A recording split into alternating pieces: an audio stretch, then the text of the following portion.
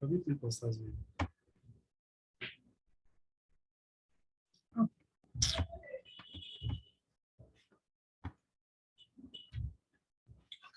evening, everybody. Hello, good evening. Good evening. Good day, everybody. Welcome to today's hypertension webinar series. I'm very delighted to welcome you to today's hypertension webinar series. We'll be exploring about the discussion about hypertension and global pandemic. My name is Oluwasomifola MC Rebecca, and I'm going to be your moderator for today.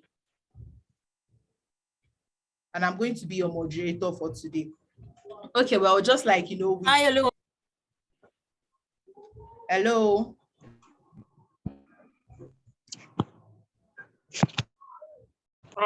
Sorry, can you hear me? We can hear you loud and clear. Okay, thanks for the answer. So while I continue with the opening remark, I would like you guys to be introducing yourself, your name, where you are joining us from. And do not forget that today we are going to be talking about hypertension, a global pandemic for the need of public awareness. It is a series whereby we had the first series last week Saturday, and we're having another today. It is my pleasure to be able to facilitate today's informative and interesting section.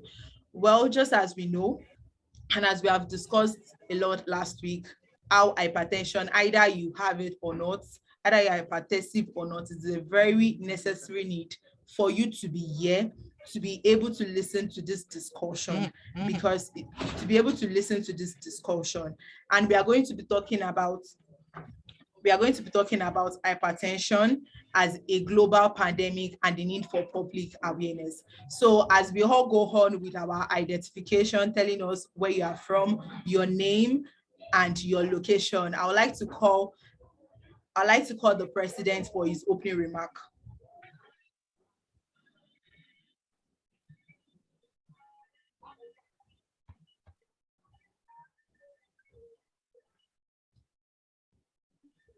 Hello.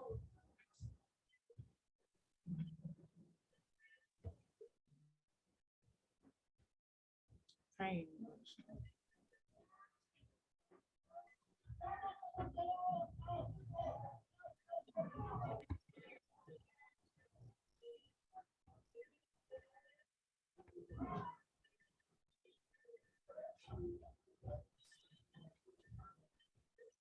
Okay, thank you, Okwala P.O., which is praised from Ibadan, Nigeria.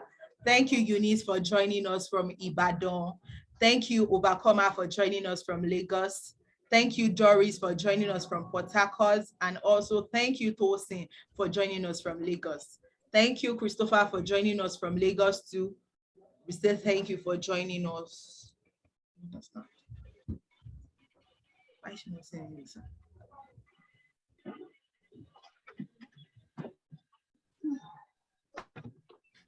Thank you so much. While we are waiting for the president. Oh, thank you, Breda, for joining us from Dubai. Thank you, Akin Pelumi, from joining us from Ibadan. So while we are waiting for our president to give us the welcome speech,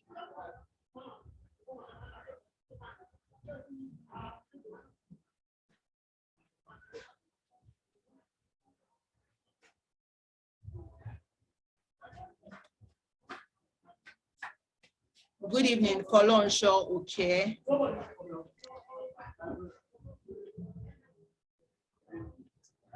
Good evening, welcome. Good evening. Vivian. Welcome, Vivian. You confirm Thank you for joining.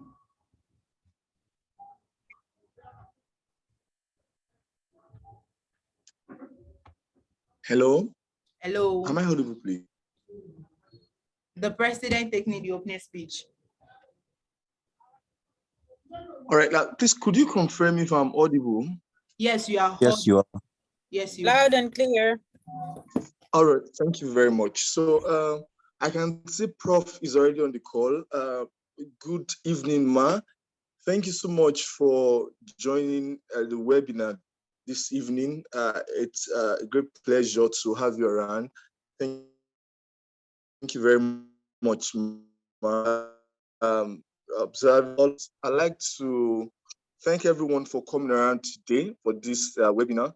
And I'd like to say that, of course, this particular webinar has been put together.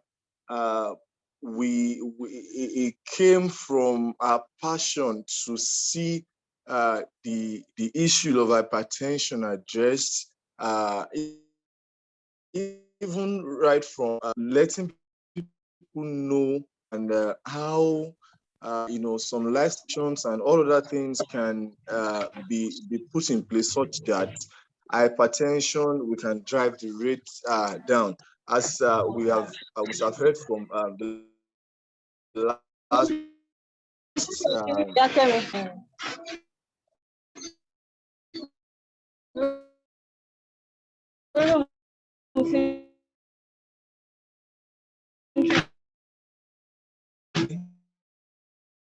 was enough noise from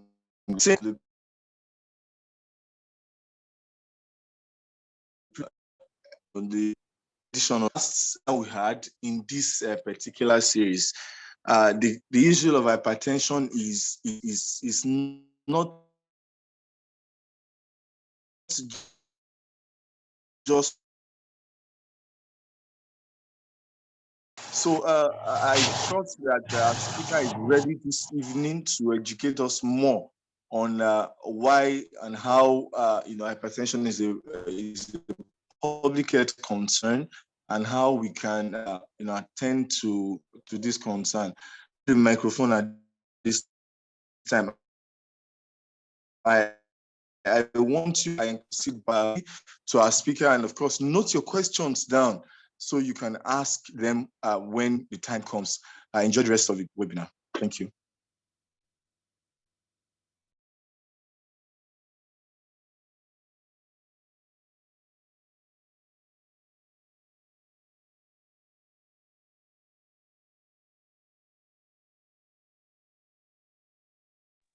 Hello, Becca. Please, are you there? I'm here, sir. All right. I think I'm done. Oh, okay. Thank you very much, sir, for the welcome address. And we are going to be welcoming our guests, just like he has told us that this webinar came with a passion about hypertension. And it's a passion that wants us to know that we really need to be aware about what hypertension is all about. We say thank you very much, sir, for the amazing opening speech. That was very amazing. So we'd like to give our speaker the time to be able to give our speaker the time to be able to give us a very proper elaboration about today's series. We would love to gain more knowledge and more insights. I hope we all enjoyed this webinar. Thank you very much.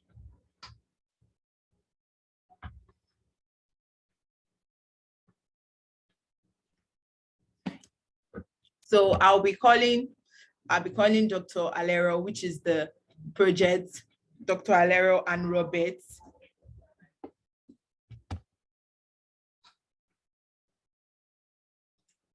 So I'll be calling Praise Okunla, who is going to be taking the introduction and the recitation of the bow of the speaker. Sorry, Praise Okunla. Thank you. I'll be reading the citation of our speaker. Dr. Anne Roberts is a graduate of the Faculty of Science, University of Lagos, and the College of Medicine, Lagos, from which she obtained an MBBS in 1985. She returned to academic life, completed her MPH in the year 2000, and joined the University of Lagos in the Department of Community Health and Primary Care, Faculty of Clinical Sciences. She is presently a senior lecturer and a consultant to the Lagos University Teaching Hospital, involved in teaching, service delivery, and research. Her areas of research are focused largely on primary healthcare service delivery, child survival, childhood development, and early infant and young child nutrition. She coordinates the research methodology courses at under and postgraduate level, research methodology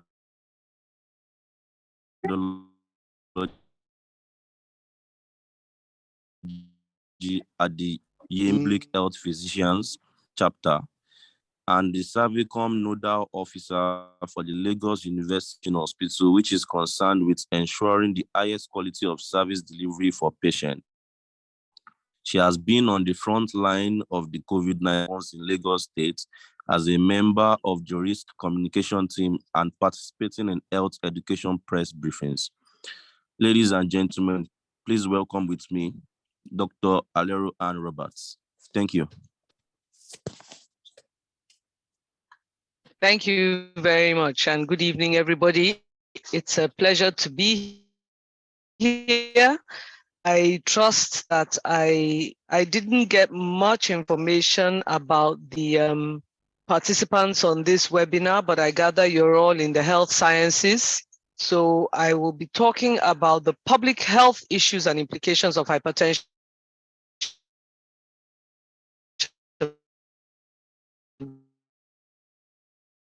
Because is. So we shall proceed now to, let me see. I hope you're all seeing my slides.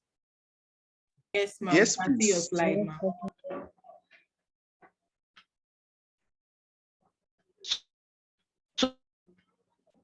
So in this involved in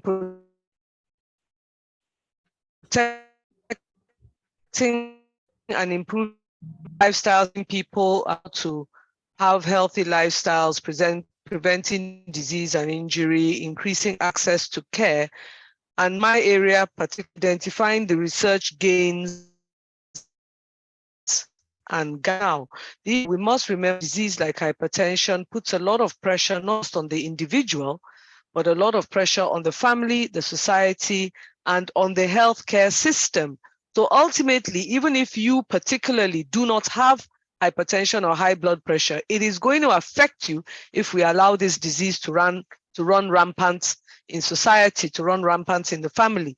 I can tell you numerous stories about how the lives of families have been turned upside down because a key member of the family had unregulated, improperly managed hypertension and then ended up having stroke, and how that turns everything upside down. So when we're talking about hypertension, we're talking about high blood pressure that is sustained over a considerable period of time. So in a day, you all know your blood pressure can go up, you can go down, the traffic, you get into a downfall, somebody annoys you, you have palpitations about an exam that is coming, your blood pressure will rise, but it will come back down to normal. But when it is sustained over a considerable period of time, it becomes a problem. And it is a common medical problem, and particularly in our part of the world, where we have what is called essential hypertension, or even getting hypertension. And it is responsible for this increasing prevalence of heart and kidney diseases that we are seeing, chronic kidney failure and stroke. So it is a major problem. Of course, I need not remind you, hypertension is known as the silent killer for a reason. There are no real symptoms of hypertension. I mean, people saying that, oh, if you have a headache, you have hypertension, or headache is a symptom of hypertension. No, there are people, many more people feel fine. And in fact, I've heard a couple of patients complain, doctor, I was perfectly all right until I went to my doctor's office. And then I came out and they said I had hypertension. He said I had hypertension. In short, I was perfectly all right till a diagnosis was given. So we must be aware that it is high blood pressure sustains a considerable period of time, and it is a common medical problem.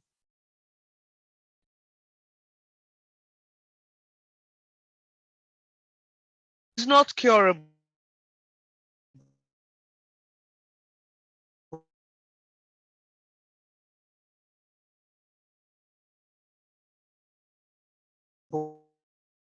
We all know, go into the pharmacotherapy or anything like that, because I am not a cardiologist. At that point, you need the services of a cardiologist to take on the detailed management. And so what I'm going to focus on is the public health implications and the lifestyle changes.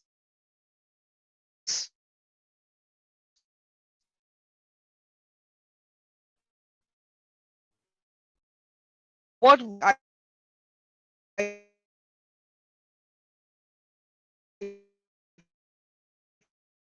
call the barrier result of ineffective management. Either the person didn't know, didn't pay attention, was told, and for some reason just did not maintain their pharmacotherapy or make any significant lifestyle changes. So what are those we see to effective management?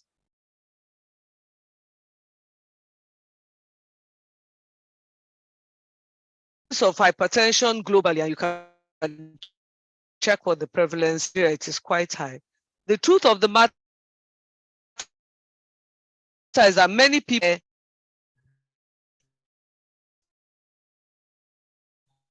pressure, the problem that we have, a lack of awareness. Poor access to health care. The world is talking about universal access to care, to health care, but many people do not have access to affordable, effective health services. And of course, this is even worse in resource poor settings like low and middle income countries such as Nigeria is. We face. We have many stories abound. Sorry, there's some background noise. Can you mute all participants and not, thank you, whoever is, thank you very much. Stories abound coming to the hospital. Aha, stories abound. Can I also be heard?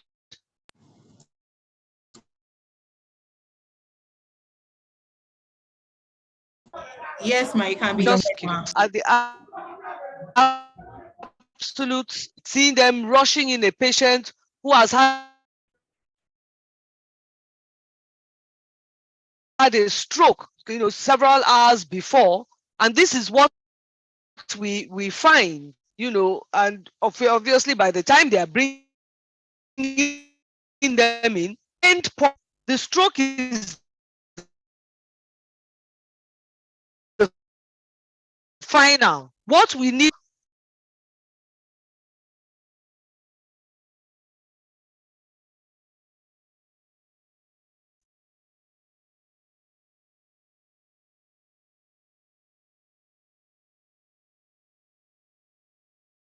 the patient do to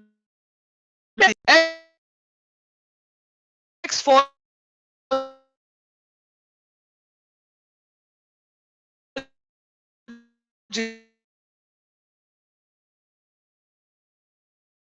and it's very simple.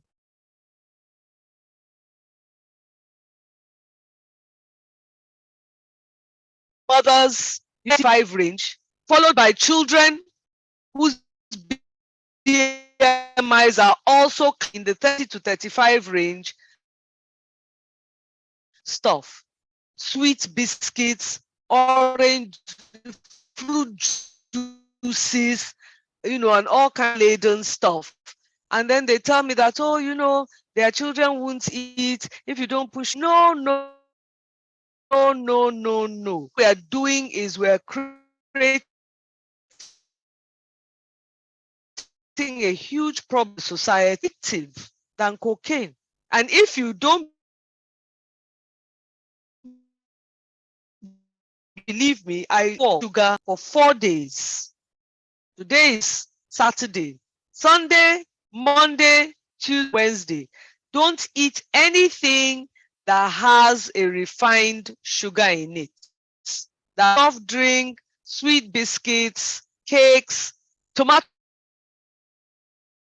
ketchup, of those bottled sauces, any of those packaged items. Try it and see if you can do without it. You'll find it extremely difficult.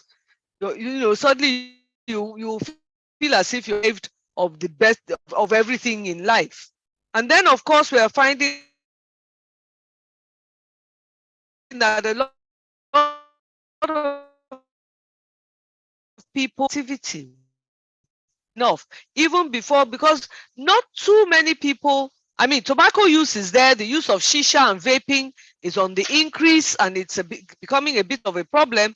But even before then, if we can look at the diet and the physical activity, we will go to reduce the prevalence of what I call, and this became very evident, particularly during the COVID pandemic, and we were doing this risk communication, telling people, can you imagine that in 2020, we're teaching people how to wash hands, how to wash hands properly for 20 seconds. And I found it very alarming, because I grew up at a time where in primary school, every morning at assembly, we had inspection.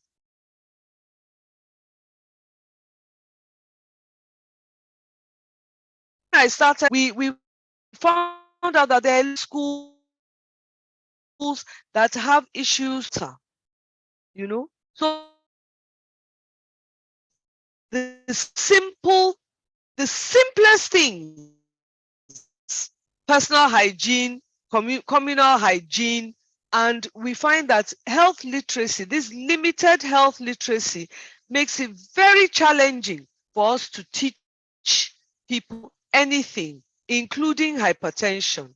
We say it over and over again. You are going to start these drugs, and you are going to be on these drugs every day for the rest of your life. Do not stop taking these drugs without talking to your health professional. Please take these drugs every day. If you have a problem taking the drugs, don't stop. Come and see your doctor. You will talk till your mouth is dry. Then the patient will ask you, doctor, I have one question. Oh, doctor, just tell me the injection I will go and take. Then I'll be cured of this hypertension.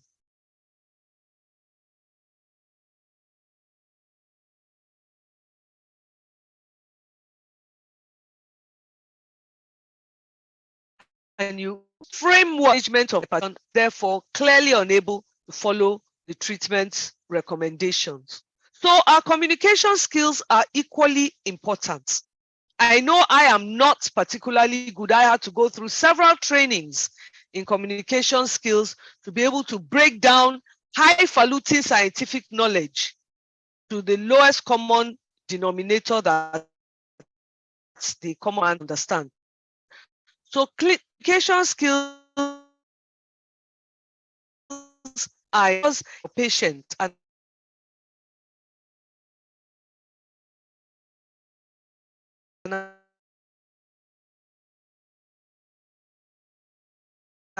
allow them to make decisions, are less likely to adopt lifestyle. You tell people a diet, somehow they think it's for a period of time, like Ramadan. Let me do this for some time.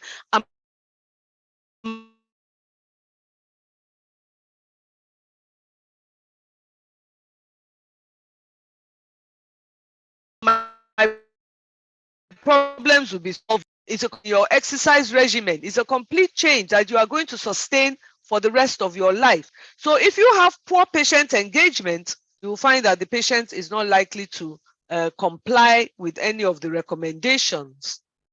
When we are talking about hypertension management, particularly from the public health point of view, we need to adopt what we call a multi-pronged approach. And this is that my focus is on education. We need to educate everybody about the importance of improving access to health services. Because somehow the Nigerian population has grown to believe that health services is something for other people. It's not for me. It's not for that I can go in, check my weight,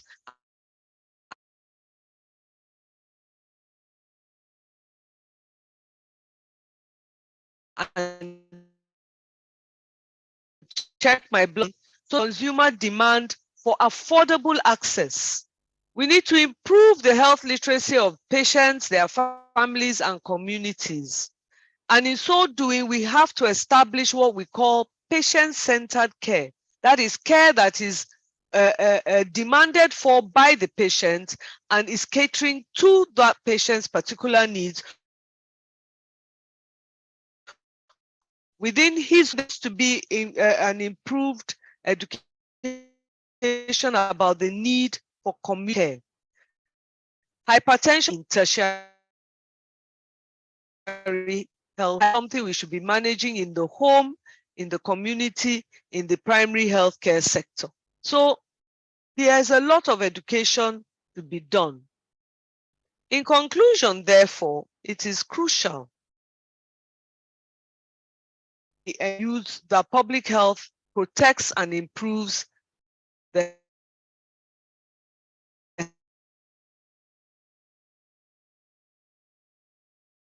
health of communities. Have this effective hypertension management through a multi approach. Any questions or comments?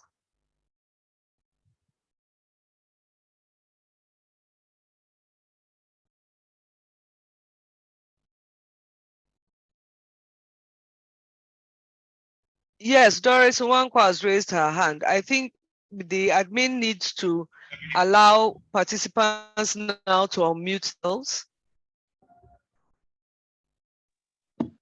Okay, thank you, Ma. For that section, my question is, how often is it advised for people to check their blood pressure? That's just the question I have. And that is a very important question. I would advise, if you're intensive, that you need to do it more than once a quarter or once in 6 months. But in order to get diagnosis of being normotensive, having normal blood pressure, I would recommend you check it morning when you wake up, maybe halfway during the day, maybe the next morning, 3 mornings a week or 3 days in a week, to establish that you have normal blood pressure. And then you don't need to check it, every day or every week. You can check it once in a quarter, once in 6 months. Having said that, it's good to establish what we call your normal numbers before you make that diagnosis.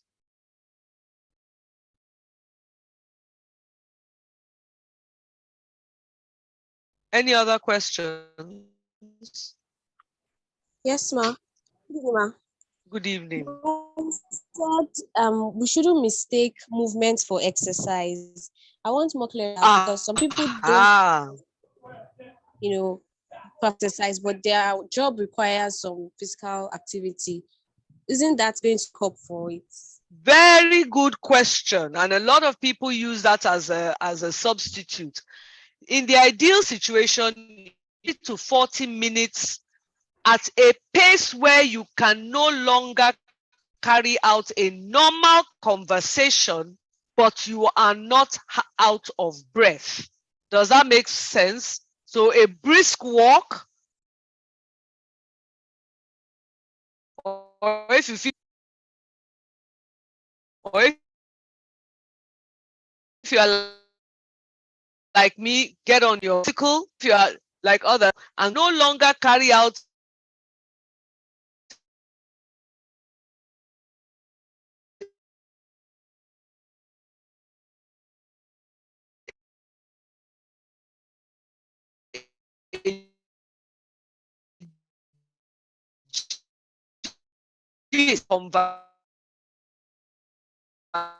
activity here, we o'clock, and then come back and dive into several bottles of beer, yam and egg. That is not physical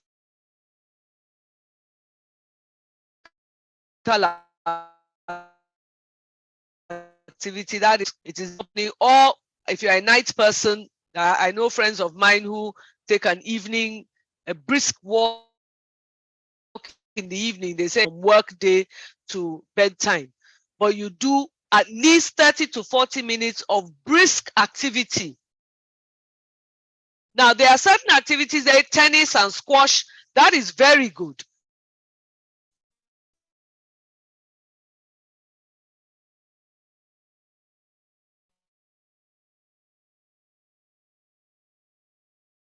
As long as they play a weak session, they do get breathless, and then you know how squash and tennis things are. You kind of pause it a bit in the middle. Does that answer your question? I didn't see who asked it. Yes, ma'am. Thank you, ma'am.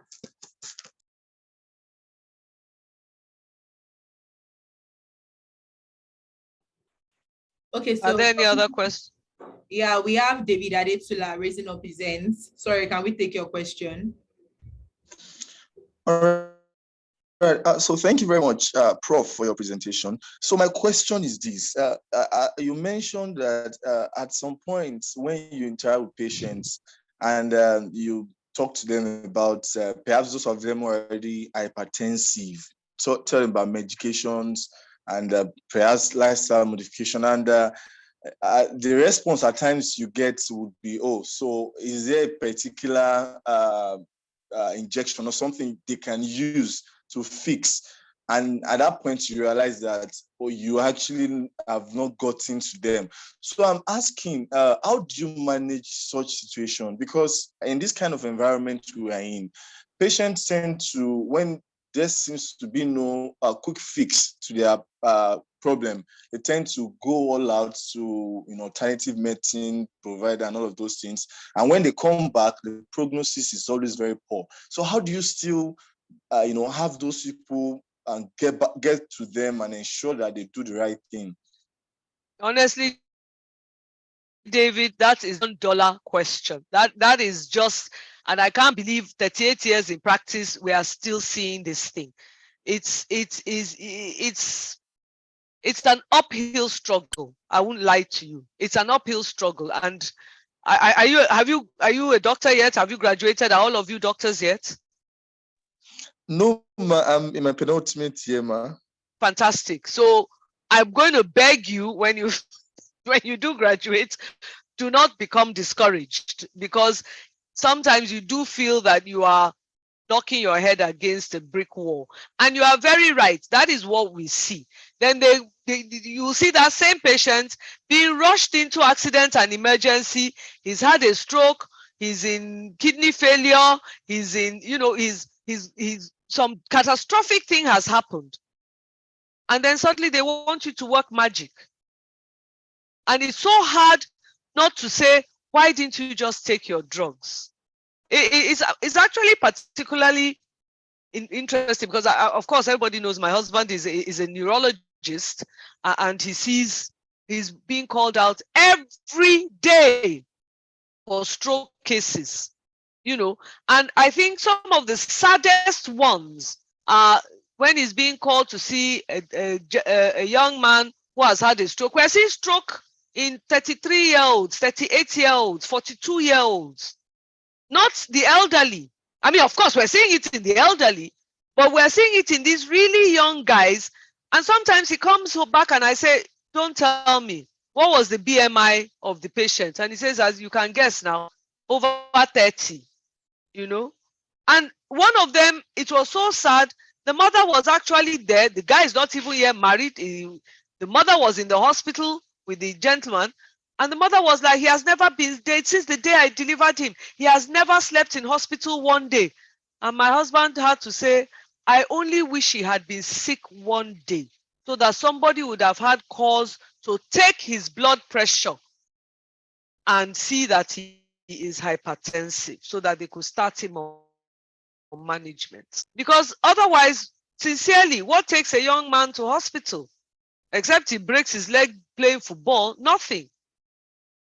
But that is why it is so important. And then, you are out late at night, you are watching football. Football is never good without several bottles of beer, stout, or whatever is the favorite tipple of the day. And that's it. And then suddenly you think you can do what Erling Haaland is doing. And once a month or twice a month, they go out and they go into a very explosive game of football, blood pressure rises, they pop a vessel. So it's sometimes very discouraging, but we have to do it. Hearts and minds, you win it one heart, one mind at a time.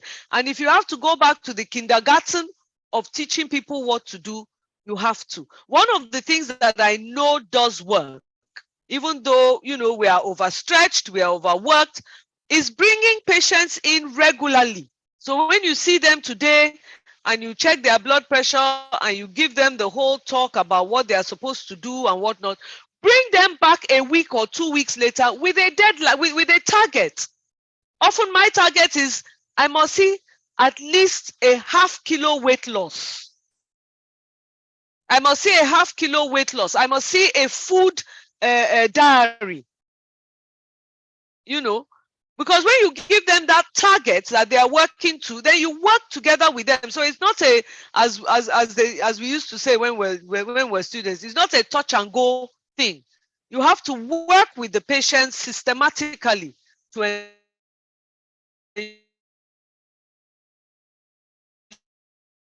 ensure eating the lifestyle changes and the exercise changes. Does that help, David? Thank you very much, Prof. I'm grateful. Ms. Tura has her hand up. I can now see the participants. Okay, ma'am. Okay, Ms. Tura, you can ask your question. Good evening, ma. Thank you very Good much evening. for this session. Yes, ma.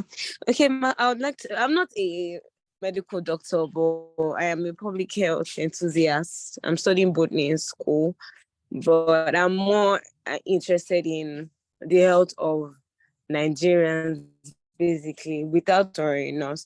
On a few times, I've heard that, okay, somebody's just working and the person slumped and the person died. Sometimes it might not even be the person's area, it could be anywhere. So recently, there's someone close to my house. I don't think he's even up to 40, but they said he just woke up and then he slumped and then he died. Then there's an elderly man again that kind of a thing happened to. What I would like to ask is it that the BP just arises one day and then all these people just get to an underlying symptoms that it must have been given the person and the person just never paid attention? I hear that sometimes when your BP is high, you get plenty headaches, then maybe your heart beats faster, you palpitate and all that. So is it that it cannot just happen to anybody? Like, God forbid, like maybe my enemy is walking on the road and I've never checked my BP before. Can it just rise and then the person just falls down and die? Or it has to be that the person has had this high BP for a very long time? I don't know if I do understand that, perfectly, Ms. Tura, and you are very correct. This what I'm saying, teaching and evangelizing is for everybody, not just doctors, nurses, and for everybody that is interested in public health: journalists, lawyers, engineers, scientists, economists, social scientists. Everybody needs to get on this bandwagon, particularly because public health is the health of the public, and we are nothing if we don't have our health. So that's number one thing. You are in the right place, you're asking the right questions. And the second thing I have to remind you, hypertension is called the silent killer. 99% of cases have absolutely no symptoms at all. No headaches, no heart palpitations, nothing. In fact, the joke of the matter is anxiety, stresses, and worries. They just have what we call essential hypertension because they are Black and we live in West Africa. That's just it. That is what makes it such a medical problem for us in this part of the world. Silent killer. So you are right. The blood pressure would have been high for some time, but the person had absolutely no symptoms whatsoever. And then one day they just burst a vessel in the brain, invariably. That's what causes the slump and die, or a catastrophic stroke. And it can just happen. It's not as if the person was even, I mean, it has happened to people who were screaming and yelling in a fight. It has happened to people who were, you know, in the middle of intercourse with their spouse. But it has just happened to people who were doing normal everyday things. It has even happened to patients who were asleep. They haven't yet woken up from bed, and then suddenly they are found unresponsive. You do an MRI, you do a CAT scan of the brain, massive hemorrhage in the brain. That is what makes hypertension such an important topic for us to be talking about. That is why it is called the silent killer. Does that help you, Ms. Tura? Yes, ma. Yes, ma. Thank you very much, ma. I'm so grateful. Okay, Mustafa Made has his hand up. Hello, good evening, ma'am. Thank you so much for the very in period. You mentioned something about the fact that caring management for hypertension requires a multi-pronged or a multifaceted approach. The healthcare system is definitely one, but and also the healthcare system also needs the patients to effectively, also follow through with what the healthcare professional prescribes. But what role does advocacy play in helping the management process of hypertension? And I believe this will also have to start from, because you also mentioned education being a very key aspect of the management process. So I want to know what other you said it's a multifaceted approach. What other approaches should we be looking at, and what role exactly does advocacy play, or could advocacy play in hypertension? Thank you. Advocacy is what we are doing now. Advocacy is in all its ramifications, in every facet of advocacy is the issue. So I am not educating you about hypertension. A lot of what I've said, I'm sure many of you know already. But what I am educating you on is the importance of advocating to everyone at every level for different aspects of what we're talking about. So let me give you a perfect example. You go back now and you have an opportunity to tell a workplace. Maybe you've got people who are working in, say, the banking sector, and you say, mom, dad, auntie, uncle, cousin, big brother, let me bring a bunch of my friends and let's screen all your staff.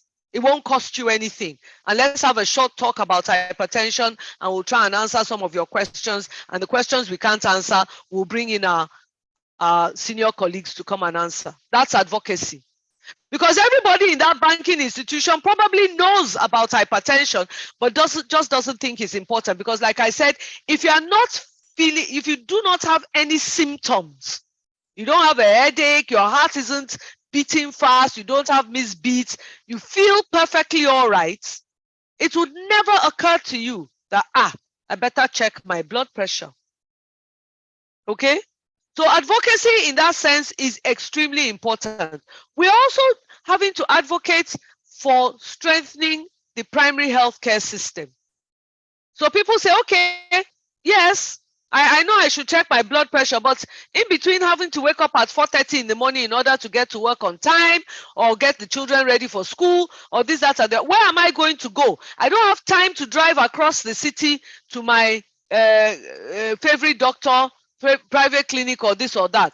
I need to have somewhere in my neighborhood where I can check, where there's a trained healthcare professional who can tell me what I should or should not be doing. And that is the primary healthcare centers. So we need to be advocating for that as well.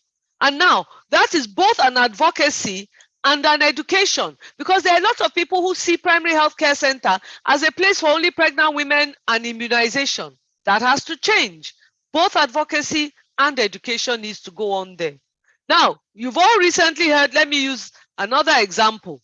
You've all recently heard about this bill that is being proposed in the National Assembly to bond new graduates of medicine for 5 years before letting them travel abroad. And I had the rare privilege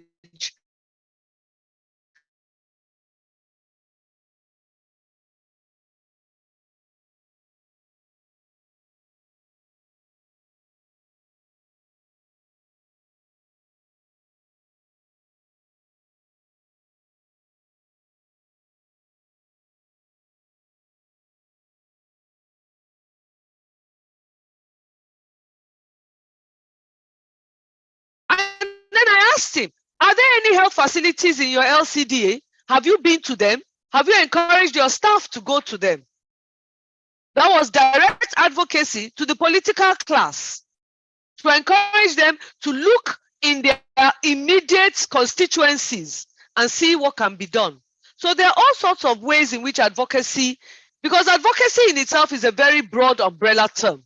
So whether you are talking to the political class, you are talking to the commercial class, you are talking to the family, you are talking to the individual, you are talking to the society. And don't forget that as you are in several layers of community.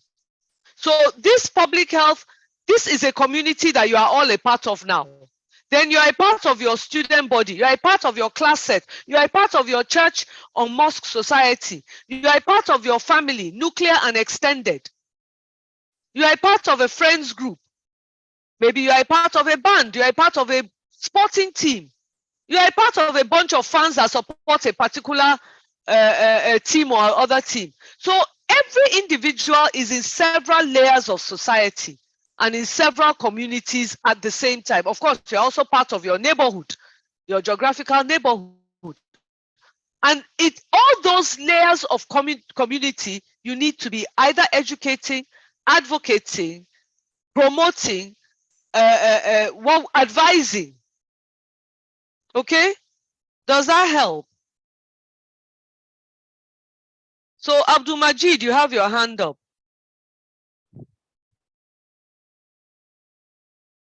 Thank you very much, Doctor, for your insightful lecture. I really appreciate your presence here. I want to ask mainly the difference between hypertension and hypotension, and which one is the most dangerous? Hypertension and hypotension, Okay. Because there should be a proper clarification on that. Some people don't know that even hypotension is also dangerous, or is it hypertension that is dangerous? So hypertension is the dangerous one. That's high blood pressure. Hypotension is merely low blood pressure, which you can get occasionally. And low blood pressure in itself is only defined when it gives rise to symptoms, mostly when people have low blood pressure and they faint.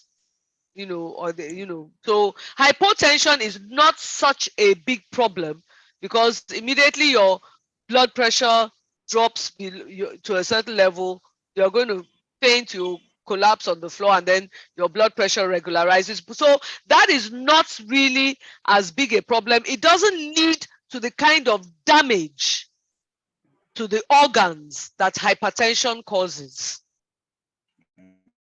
So that's why the focus on this one is on hypertension and not hypotension. Okay, Brenda, you have your hand up. Thank you, Dr. Roberts. We appreciate you for coming to give us this wonderful lecture. It has been very, very educative. And I'm just going to give a comment.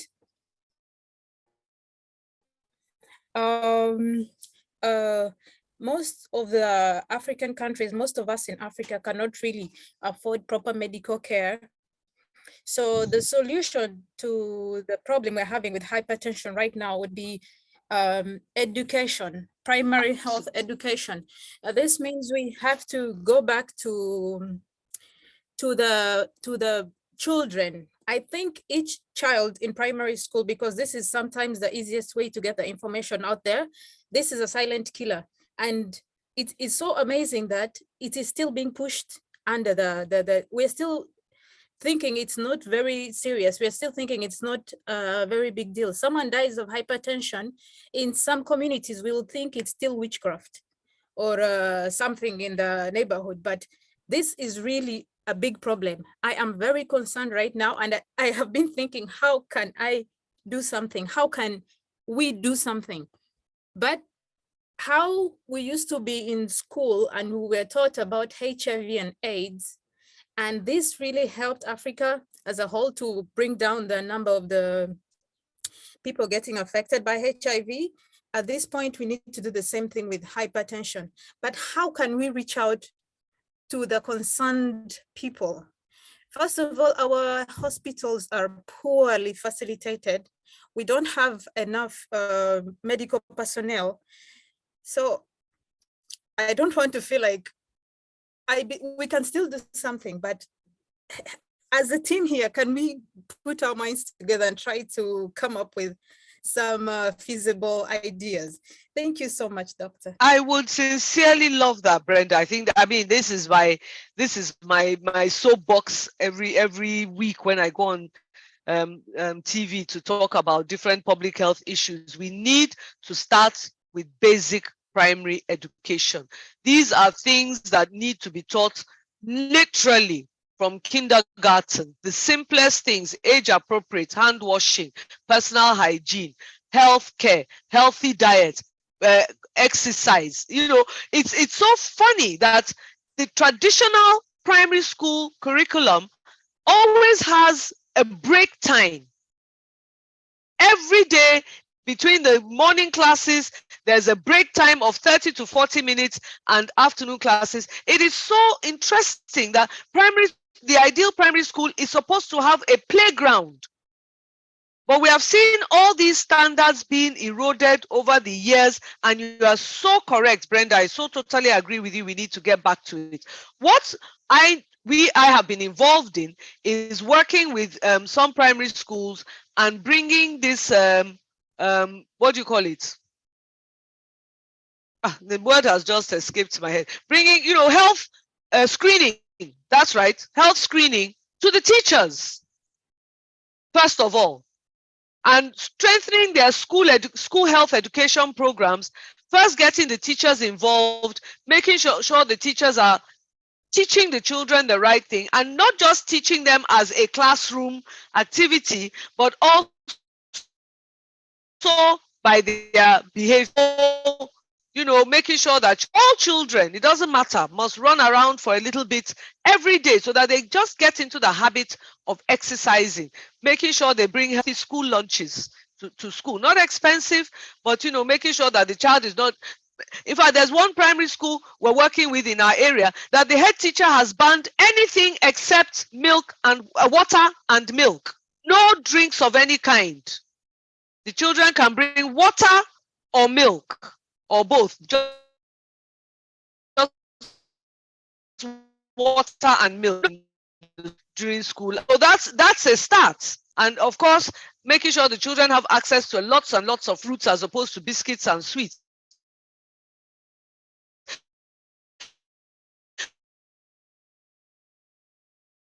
But it's something we have.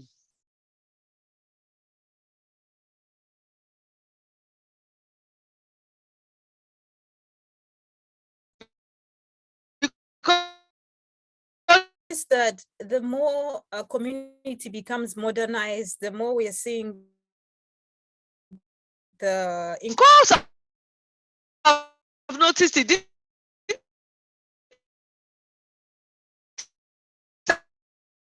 About what I do. First of all, more and more women have chosen to shop in the supermarket and fresh, and arguing is not there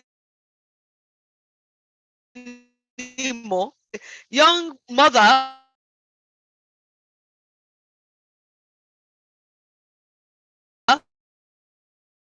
akara.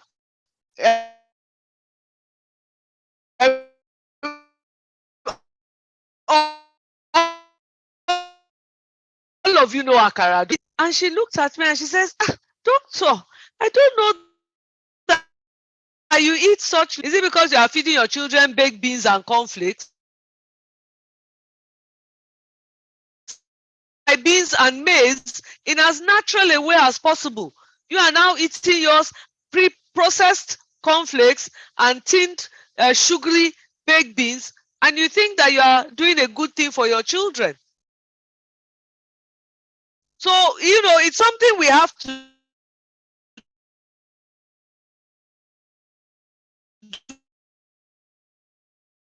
do. You have a start it. We have to make sure that people are having healthy lifestyles and healthy diets. Overcomer Olubenga, your hand is up.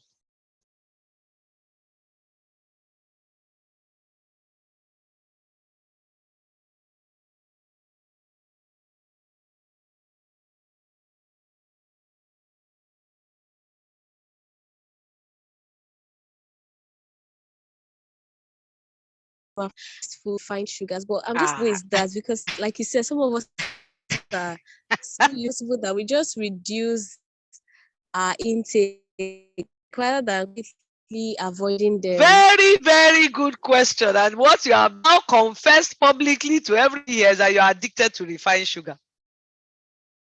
Absolutely impossible for you to do without refined sugar.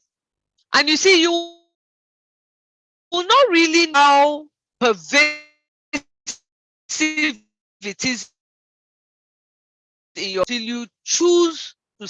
It took me several years. I don't mind confessing publicly. It took me several years to be able to refine, to be able to look, because the human being has a sweet tooth. Anybody who says they don't have a sweet tooth, they are lying. Every human being has a sweet tooth.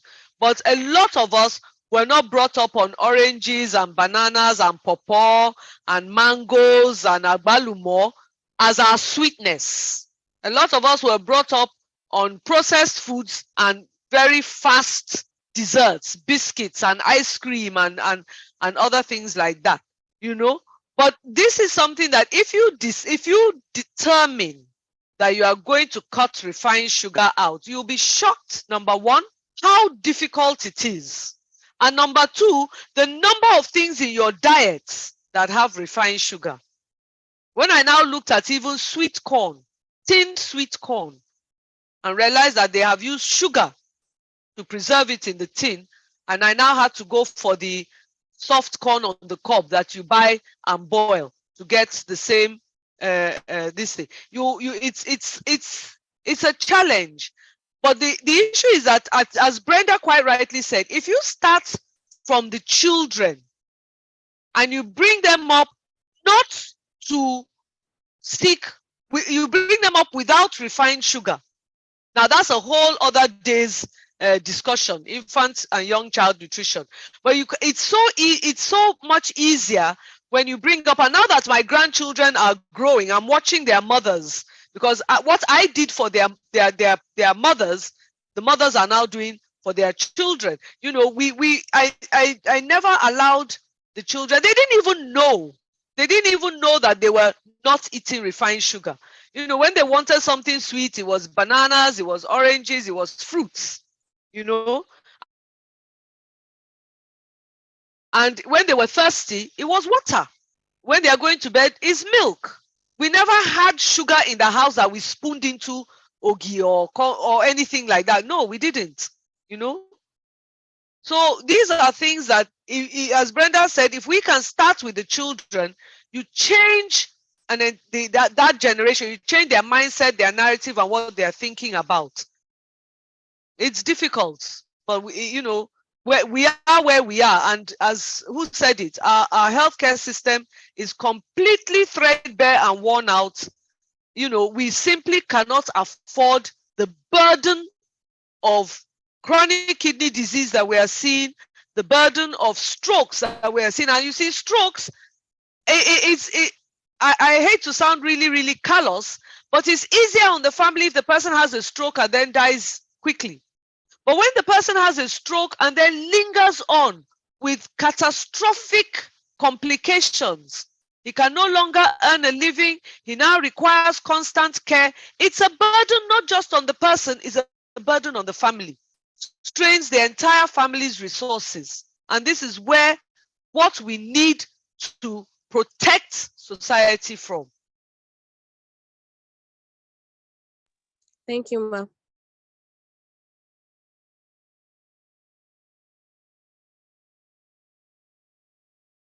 So, I guess there are no more questions. Eunice, can I hand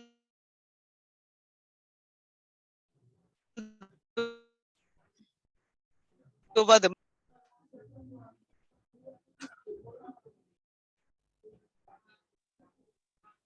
Thank you so much,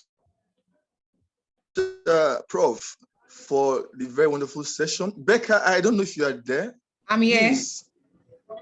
Thank All you. right, I think Prof is done with our presentation, so you can take over, please. Oh, sorry. So, Prof, I wouldn't know if you don't mind taking the last question. There's someone saying in the Yes, chat. I've seen it. She has a question. Oluwatosin Esther, ask your Okay. question quickly. Good evening.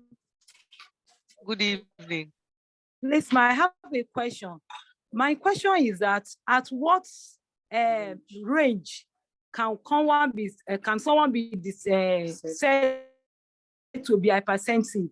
At what time can someone start using drugs? I will not. The normal is 120. 80. If you are tending towards 130, 90, you are in what we call the pre-hypertensive phase. Higher than that, sustained over a period of time, not a single reading, please. Sustained over a period of time is what we term high blood pressure hypertension. At that point, I will advise you to see a physician. I don't want to start giving blanket treatment guidelines over a call such as this. That is the point at which I will advise you to see a physician and come under care of a trained healthcare professional.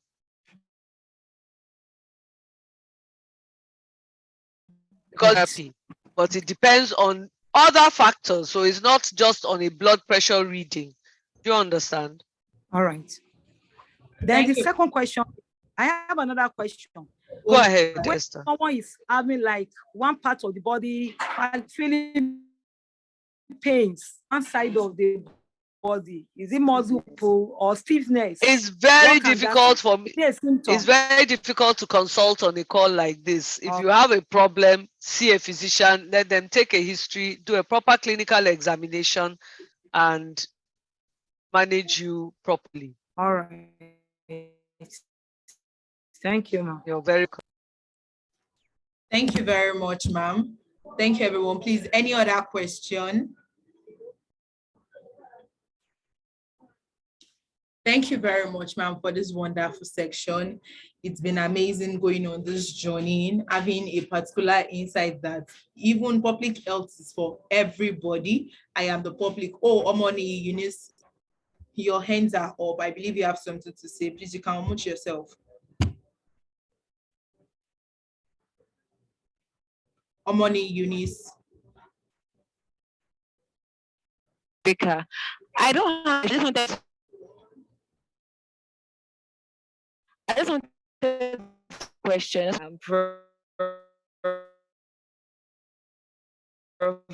Thank you, because I'm being spurred on to actually pursue a career in public health. Thank you very much, ma. And I know I'm not the only one on this call that is feeling like that.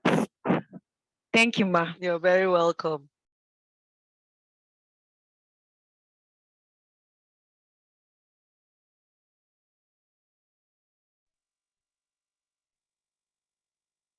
Hello, Becca, are you there? Yes, I'm here, but I was talking. I think she's done. Oh, thank you very much, ma'am. So we are going to be going on a closing. We are going to be closing this section. Thank you so much for joining us. Thank you so much for attending this section today. It has been a very informative one and an engaging one, whereby we had our questions answered by our beautiful Dr. Ma. We want to say thank you, Dr. Alero Roberts. We want to say thank you for taking your time in answering our questions. Thank you for taking your time in educating us that public health is for the public, it's not just for you, it's not just for the medical doctors alone. Each and every one of us, we need to have this perfect idea about this. And thank you for going through our journey that from childhood, we need to know that we need to cut short to be able to make ourselves better and more healthy than instead of just slumping just anyhow, but we should be ready to live an healthy life. Thank you everybody for also joining. I believe it has been a wonderful section for you too, and it has been a very section whereby you've learned a lot and a lot. Thank you so much. We look on to seeing you once again in our webinar. Thank you very much. Thank you. Good night. God bless. Good night, ma'am. Good night, ma. Good night, everybody. Thanks for joining. Night, thank you very much. Thank you. Good night, everyone. Good night, everybody.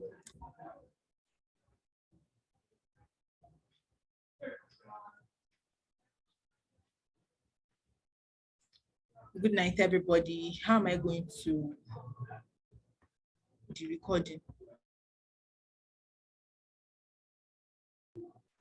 Yeah. And yes, it's once we end it, it's going to save. So there's no problem. Yeah, what did you say? Once we end the call, it's going to save. Yeah. Did you use device or cloud? No, I use device. Okay, it's going to save. Let me end the call. It's still on laptop, yes.